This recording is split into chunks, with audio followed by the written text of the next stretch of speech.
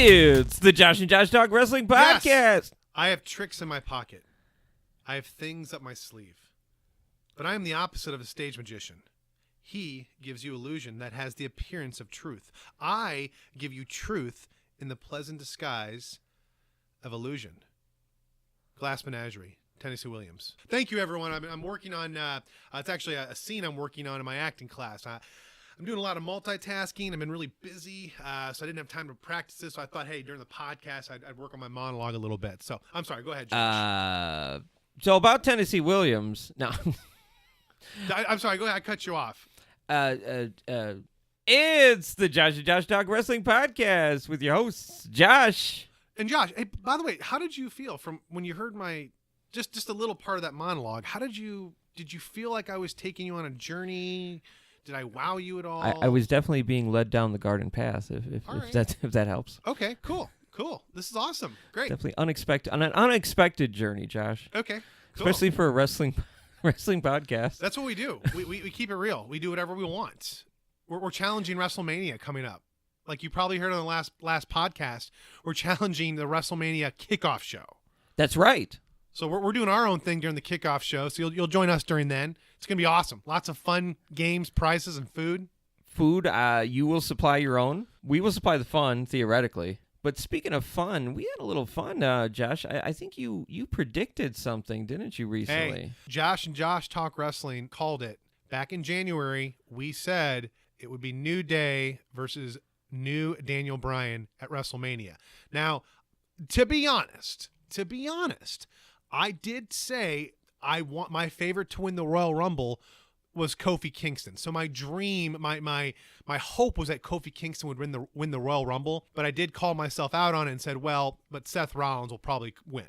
Seth Rollins did win the Royal Rumble, but I still maintain that we said Kofi Kingston would be, New Day versus New Daniel Bryan at WrestleMania. I think we're going to see it. We're going to see it at Fastlane. And there's already talks of, and I think it was on Dave Meltzer's show reported it, there's talks already how they're going to extend that feud into WrestleMania. I heard there's talks of Batista coming to face Daniel Bryan at WrestleMania. I heard Kevin Owens was going to come and take on Daniel Bryan. Listen, at the end of the day, Kofi Kingston's been around for 11 years. He's a veteran. He's been a team player. He's stayed ready. He's shown up. He's done his job. He's done it all, basically. This is his moment. Absolutely. This is his moment, and I think he's been deserving of this. It's true. Like, we don't want to sound like hipsters, but we were into Kofi Kingston before Kofi Kingston was cool. I will say this. I liked him back in, like, the WWE CWs. He was definitely that controlled frenzy. He had a lot of work to do at the time, obviously. Gel himself together, put the moves together. It was very choppy and whatnot, but that's what ECW was at the time, was really just sort of the NXT. They had FCW and OVW, but really it's kind of a way to groom wrestlers for the true main roster, as it was at that point, was to have them sort of flirt on the WWE ECW show for a little bit, which is basically WWE's version of ECW, right? Which maybe you weren't. I've always been a huge fan, and even actually when New Day first came out, and New Day started out as a heel faction, and even then when it started out as kind of the heel faction, still tried to make it go a different way, and fans were rejecting it. I remember the first night they won the tag team titles, which was here in Chicago at the Allstate Arena. Mm-hmm. I was the only one cheering, going, New Day, New Day. I was trolling everyone, and everyone's booming, people are telling me, shut the F up and sit down and all that. And I was going nuts because I loved all three new members of the New Day. I even liked Woods when he was Consequences Creed back in TNA. Big fan of Biggie all throughout the NXT days. And of course, Kofi Kingston, I just mentioned as well. So I was really excited to see them get this type of honor. And I knew they would do kind of the Freebird Wolfpack style where any member could defend the tag title. Hey, Kofi Kingston, if we do see, and it's looking like we're going to see it, or we could see it. It's looking good. Yeah, right. Right, Josh. If we see New Day versus New Daniel Bryan, you heard it here first on Josh and Josh Talk Wrestling. The other thing is, it's nice because it kind of gives me hope that this might be a real new direction for WWE. Well, and I hope that when we watch NXT, I really hope we're seeing true future of WWE. And I say this with as much heart as possible, but Vince is still running things. Roman Reigns, and I've said this before, I've always thought he's a good worker. Sure. He needs some work on the mic, right? But I've always always thought he's a great worker. So I've always been a fan of him for that, but I don't think he should be the guy. I think there's other people that should be the guy, so to speak. Of course, we're seeing it actually in his absence. Finn Balor, Becky Lynch, and Seth Rollins stepping up, right? But yeah, no, I mean, this is what I think that this is the direction that we can go. So I'm hoping that when we watch NXT, that's what we're sort of seeing is NXT is this combination of what the fans want and talent. It's what the fans want, and are you actually really good? And that's where I think we're seeing that type of style of wrestling. So I think and ultimately, I think we all realize Triple H and Stephanie will take over the reins. They're going to still make a lot of money. They're going to put talent over, but those that are really deserving and those that the fans want. I think that's ultimately what Triple H has done with NXT. You could basically break it down to it's not, the show isn't subjected to the whims of, an octogenarian. And we love Vince, but NXT is so refreshing and crisp and so just awesome consistently. And I think a lot of that is because it's just a younger person at the helm. And this is Triple H's baby, but I still can't imagine that he micromanages things to the level that Vince does with Raw and everything else. At the end of the day, he's still Vince McMahon, and there's still that respect. Namely, I think of an example of where Seth Rollins, he used to have his music just dun-dun-dun, dun-dun-dun, dun-dun-dun. And Vince was telling Seth one day, I don't like that pause in the beginning. I want to fill it with something. Seth was like, okay, whatever, And now you look at what's happened is it was perfect. It was a genius move by Vince. It's put Seth Rollins over.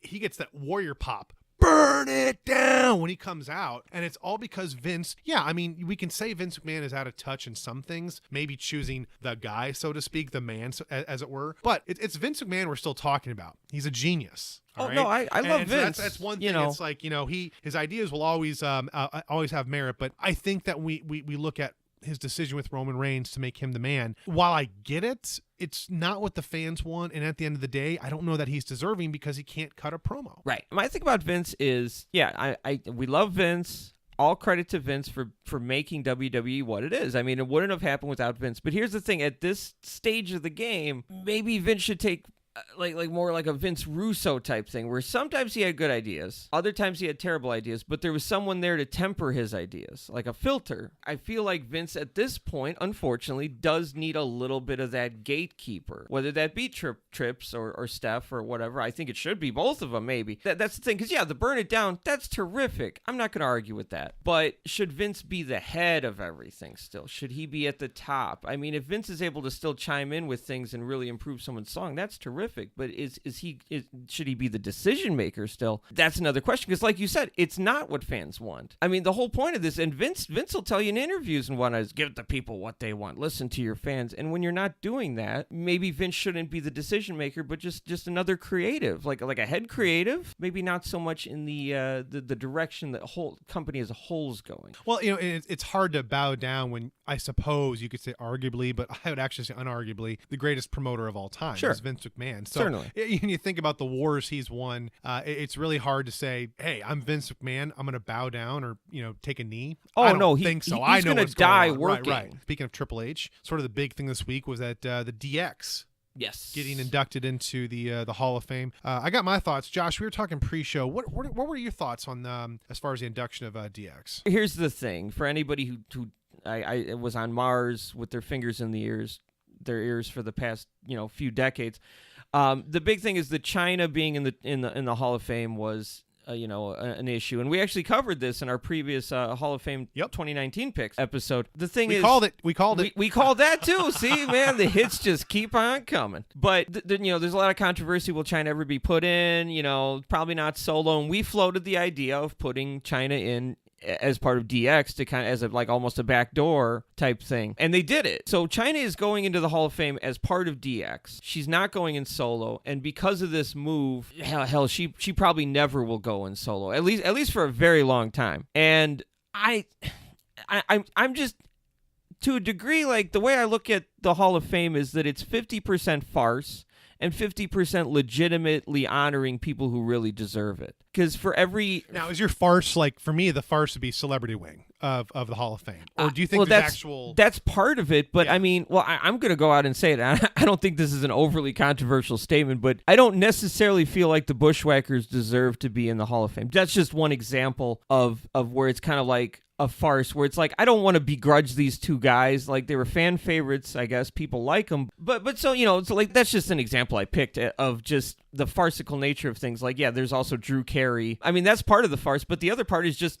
some of the wrestlers that they put in there, the legitimate wrestlers. I like the Bushwhackers, but and there's other people like that. So I don't really hold it to like a real high standard, like maybe like someone would say maybe the Baseball Hall of Fame or something. Something like the Baseball Hall of Fame is a really prestigious organization, and so I don't view the WWE Hall of Fame like that at all. Like everything in WWE, I take it as it's probably a work. They'll re-edit footage, they'll rewrite history. WWE has this attitude that everything is up for grabs because it's all a work. And that includes the Hall of Fame, where people who don't deserve it will get in, and people who do deserve it don't get in for whatever reason. And at this point, I'm just kind of like, I'll take it. I'll take China getting in as part of DX, even though I don't think Billy Gunn deserves it, or Road Dogg, or X-Pac. But because China's getting in, and yeah, Triple H, sure, and I'll agree with any objections you have for it, probably, but just not as vociferously. Well, no, that's an interesting point you bring up. So, yeah, I think first and foremost with the Hall of Fame, and I mentioned this in our last podcast, I'm not a fan of the celebrity wing. Sure. I'm really not. Sure. I'm like, what Jim Ross mentioned before, celebrities do belong in wrestling. I think they belong more on the peripheral. Now, again, if we are going to have a celebrity wing, I thought there were some people we should induct, but that's a whole other podcast. Check that out. But yeah, me personally, I'm not a huge fan of the celebrity wing. Also, I'm not a huge fan of the double inductions. And you realize this now with DX induction this past week. Triple H will be the first and probably only 3-time with Ric Flair will be a 3-time Hall of Famer. Yeah. Because what's going to happen is that Triple H will be inducted by himself. China will not. And I just want to say I agree. I think Sean Waltman actually mentioned this on his podcast. I'm going to take it as a win. I'm going to take it as a win. China's in. Awesome. She deserves, and I think we all agree she deserves to go in on her own. Most definitely. But she's not, and there's I think we all know the reasons why. Probably won't go in single. I think it does bring some other baggage. Like you said before, I don't believe Sean Waltman, Billy Gunn, or Road Dogg. I don't think that they're necessarily deserving. But yeah, I don't know. Again, I'm going to take it as a win. Again, you realize why they all went in. They killed about 4 birds with one stone here. Triple H and Shawn Michaels get an additional induction. Right. And then they're like, they don't have to worry about X-Pac, Billy Gunn, or Road Dogg, or China now. They've already been inducted. So again, I understand why it happened.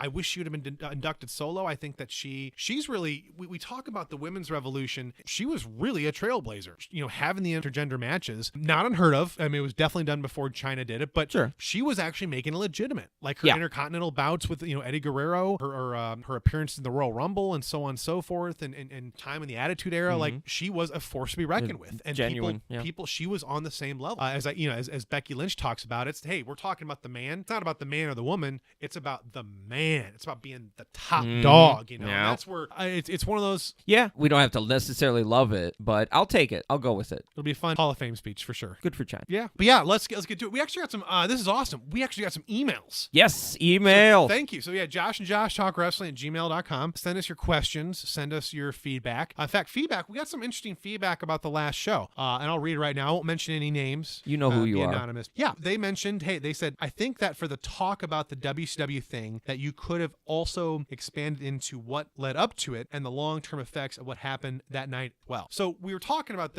on our last podcast, the Tony Schiavone. Did Tony Schiavone wreck WCW as it's kind of sort of revised or maybe talked about in certain circles? We explained it. Actually, no. These numbers were actually on somewhat of a decline. About 9 weeks prior to that. It was already down. It was already going down. Yeah. Right. But no, yes, that's actually a good point. That podcast, honestly, was specifically about that. We didn't go into the whole Monday Night Wars. I think it's a great idea for a podcast. Again, a good point. So, Josh, speaking of emails, someone posed us with a query of what if Vince McMahon was not the infamous higher power in the higher power storyline in 1999. So for anybody not familiar, this was an Attitude Era storyline, rather infamous, as you'll see why. So here's what happened. In 1999, The Undertaker and the Ministry of Darkness, that was the Undertaker's stable.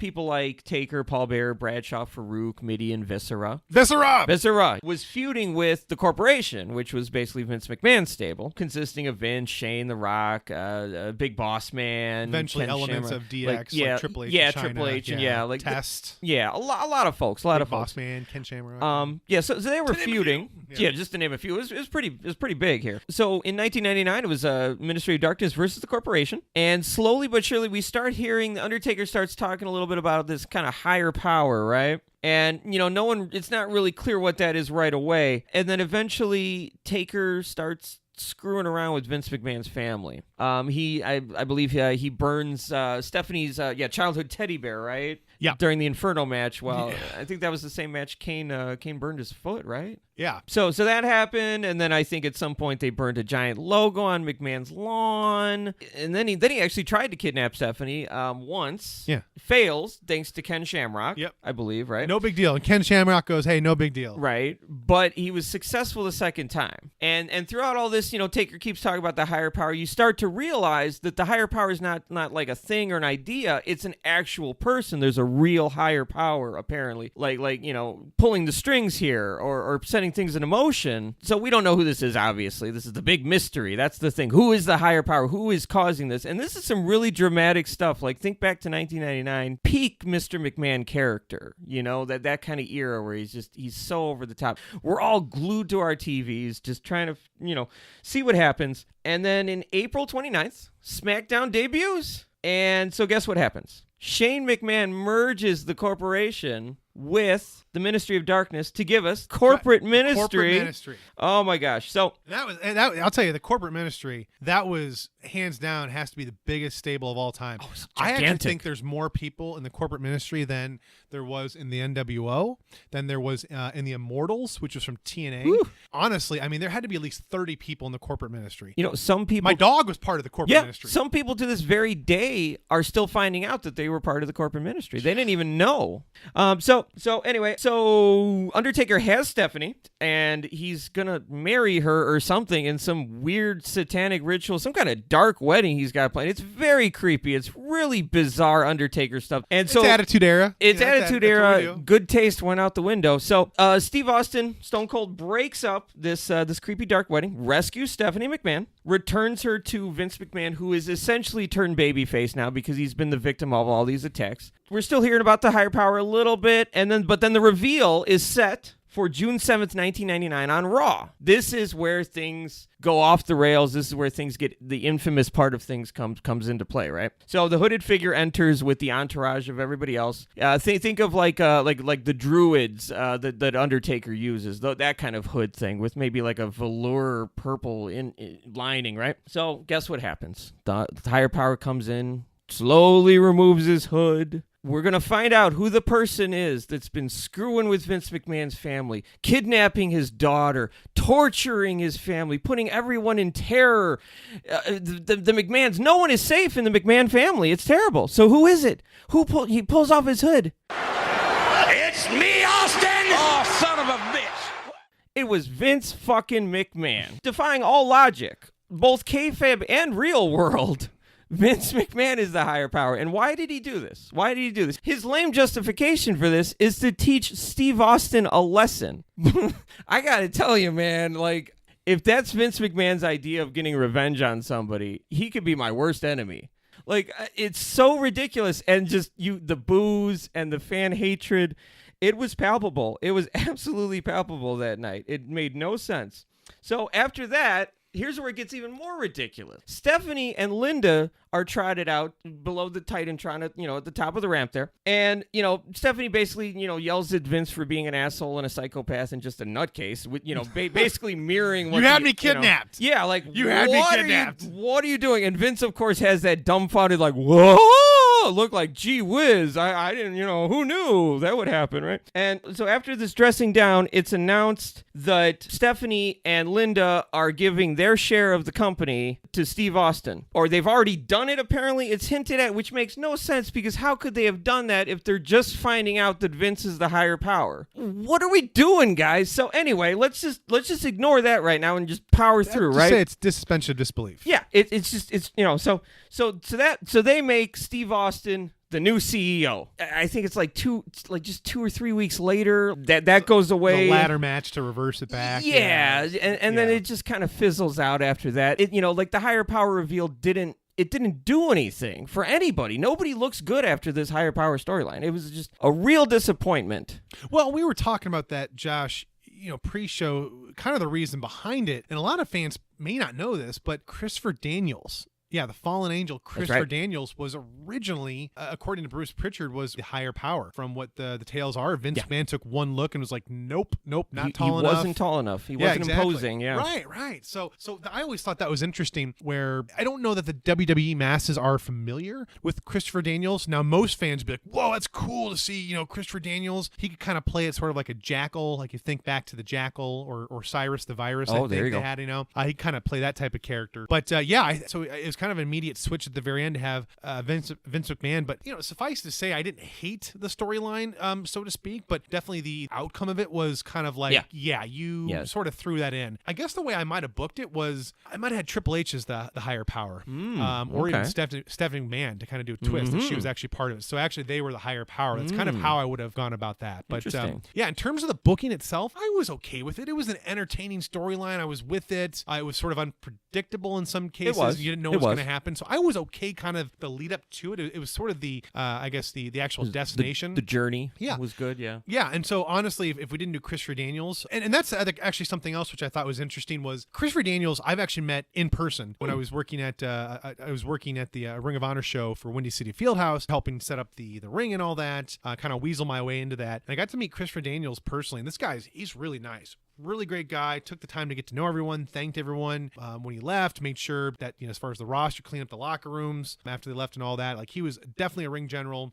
Very nice. Christopher Daniels, really awesome. So I think he's definitely deserving of something like that. But most fans, the WWE masses, wouldn't know who Christopher Daniels is. They'd be like, whoa, that's weird. And then also, if you know Christopher Daniels, it's almost kind of weird, but kind of this indie star out of nowhere is suddenly looked upon as telling Undertaker what to do. Yeah. And this whole corporate ministry what to do, essentially, and so on and so forth. So I think it's kind of weird in that sense, where he had sort of this power, so to speak. Right. They were slating him Just for some that guy. Yeah. But I think he could have sold it. I mean, honestly, anything I've ever seen Christopher Daniels do, he's gotten over. He's been over with the crowd. He's been entertaining. I know he recently signed with All Elite Wrestling. He'll do the same there. So I think he would have made it worth our while. But honestly, I think that's the one thing that sort of throws me off about it is you would need someone really influential, and to me, someone just making a debut such as that wouldn't have been. So that's where I would go with more of a Triple H or Steph. Should have been the higher power. That would be really interesting, especially Stephanie. That'd be really impactful and make a lot more sense, really. Well, it would set it up for, at the time of the Billionaire Princess, to make her go super heel. Triple H, everyone sort of knew him as, he wasn't exactly the game as we know him now, but he was part of, it was the politicalness of Triple H and all that. Oh, by the way, and I didn't mention this before, so I said Triple H would be a 3-time Hall of Famer. My thought, I guess Triple H and Ric Flair, my thought to that would actually be because Evolution will be inducted as in the Hall of Fame. So actually, that would make Ric Flair a 4-time. Think about the 4 Horsemen, Ric Flair, Evolution. Nice. But yeah, Triple H, Stephanie McMahon, I would have had them as a higher power instead. And I think that would have led to a lot of different things as far as putting them over as super heels, which they ultimately became.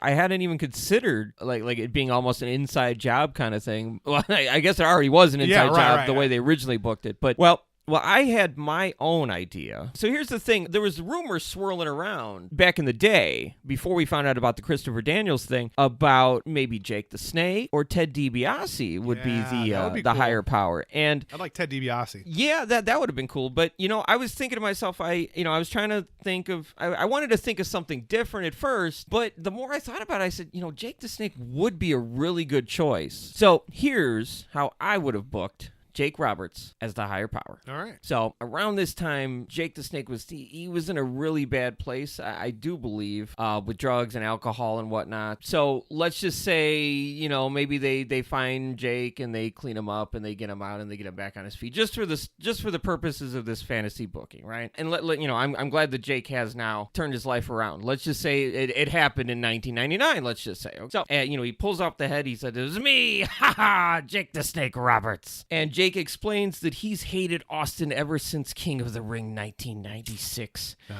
He says, "You coined a catchphrase on my back. You made me into a fool, Austin 316. That was because of me.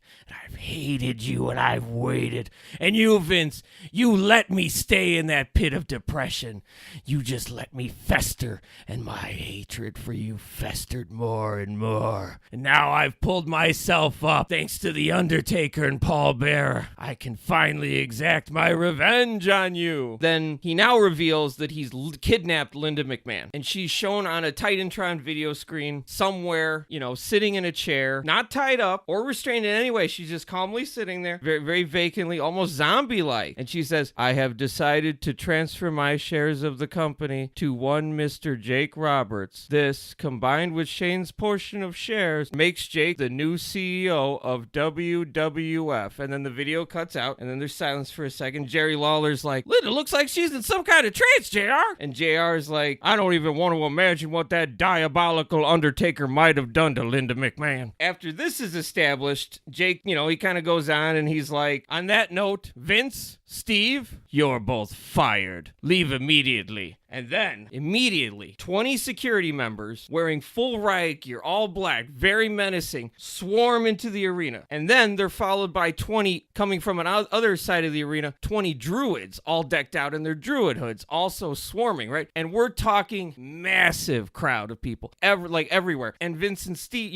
Stone Cold are standing there, and they're major level, it's like, oh my gosh, what is going on here? This is a big, so they're swarmed. And at one point, they're completely obscured by the menacing hoods that close around them. You can't see them from whatever way the camera's positioned, right? And they slowly battle their way back for a minute, and you literally see Vince and Steve Austin back to back, physically back to back, fighting for at least a few seconds. Unlikely allies, just for a moment, but then they're swarmed again, and then they're knocked out, unconscious, whatever, and then they're taken out of theoretically taken out of the arena. They're just taken backstage, and then that episode of SmackDown ends with a real bang. All right, man. I like those details, man. I really like the connection you made with Jake the Snake and Stone Cold Steve Austin. Thus far, that was really cool. Thank you. But wait, there's more. Oh, yeah. Over the coming weeks and months, several more superstars are fired for questioning the unpopular decisions of the corporate ministry. Eventually, the fired superstars, along with Vince, Stephanie, and Stone Cold, form a faction of their own, the Resistance. Now, since they're all not employed by WWE, they employ guerrilla tactics, interrupting business as usual on Raw and SmackDown,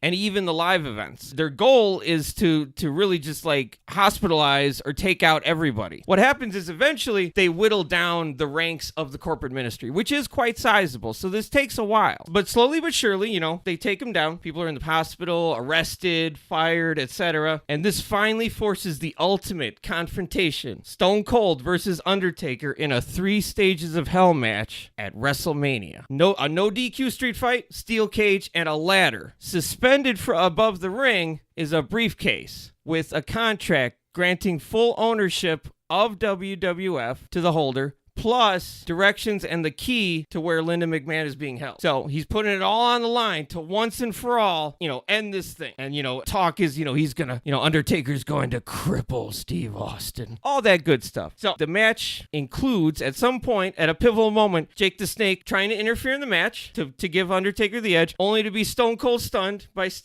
Vince McMahon. And so, Austin wins, pulling down the briefcase. Then he and Vince share a cold one and celebrate for a minute, right? And Stone Cold hands Vince the storage key, but he keeps the contract. Vince is confused. He says, what are you doing? He starts getting angry, starts yelling, listen to me. So, of course, Stone Cold stuns Vince, and he's the new CEO. He holds up the contract. JR says, could that mean what I think it means? JR's like, better start kissing up, JR. You got a new boss. And that starts a new feud of Stone Cold as the CEO, and it goes longer than 3 weeks, theoretically, and that leads to something else. All right. I'm with you. I really liked how you mentioned the connection between Jake the Snake and Stone Cold Steve Austin. There was never really a rematch or kind of sequel to that. And that was a very pivotal moment in wrestling. So I think it was really cool how you highlighted that. The one thing I would say, though, and I'm going to poke a huge hole in this theory. And you mentioned before, the thing is Jake the Snake would never be considered for that because of his problems at that time. So I think that's why they could have cleaned him up, but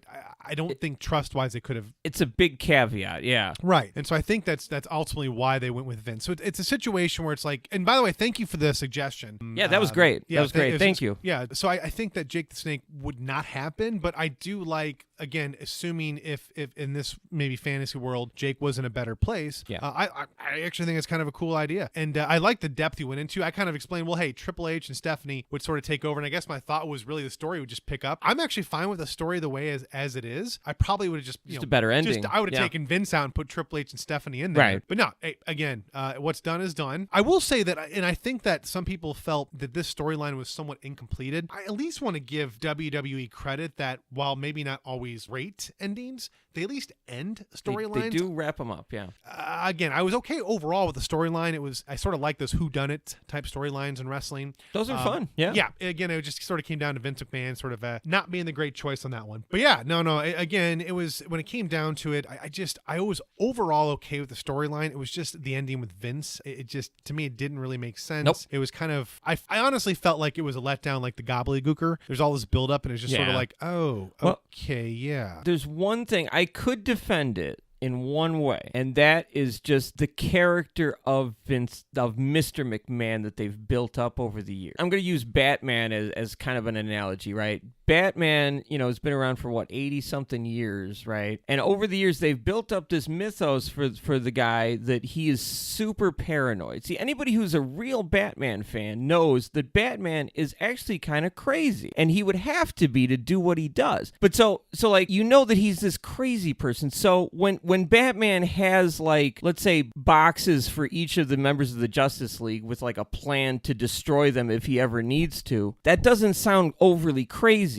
because the Batman is already super paranoid. When you find out that Batman had set up a satellite system to try and track the entire globe in a story, that doesn't sound overly crazy, because you've built up this character as being super paranoid. He's always one step ahead. He always has a plan. And it's slowly and progressively, our suspension of disbelief has extended more just over time. And I feel that in some way you could say that's happened with Vince McMahon, that Vince McMahon really is that nuts, that driven, that single-minded and vengeful, that he would put his daughter through some torment, that he would screw around with his family and burn a thing on his lawn, that he really would do that just to get back, and that once Stephanie called him out upon it, he would be dumbfounded because he really never thought about that. That's how I view the Vince McMahon character, or the Mr. McMahon character, rather. Let's make that distinction. That's how I see it. So you could kind of defend it that way a little bit. That doesn't really make the ending any less unsatisfying, but I could at least take that stance, because I really feel like you could argue that Vince is that nuts. You bring up a good point. I think it sweetens the Mr. McMahon character, but honestly, when I think of Mr. McMahon,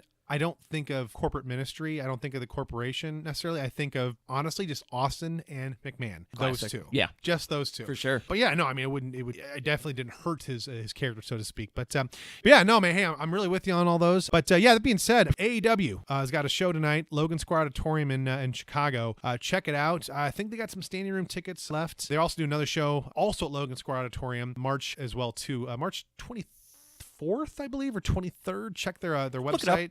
And then also there's the Freelance Wrestling. They got a show going on March 8th, also at Logan Square Auditorium. So Logan Square Auditorium rapidly becoming the mecca of independent wrestling in Chicago, and I love it. It's a great auditorium, great venue. I've been to some others in Chicago. This one definitely is shoulders above the rest. So, but yeah, thanks again, guys, for tuning in. Thank you for all your feedback. And if you got any other ideas for topics, send them our way. joshtalkwrestling@gmail.com. You can follow us on Insta. We need your followers, and subscribe. If you haven't subscribed already, please subscribe. Folks, if you like what you hear, go ahead and subscribe. If you know anybody you think is going to enjoy us, tell them to subscribe. Yeah, and if there's people that may not like us, tell them anyway to subscribe. We just need them to click on the subscribe button. All right, guys. Hey, we'll see you soon. Get your tickets at those shows.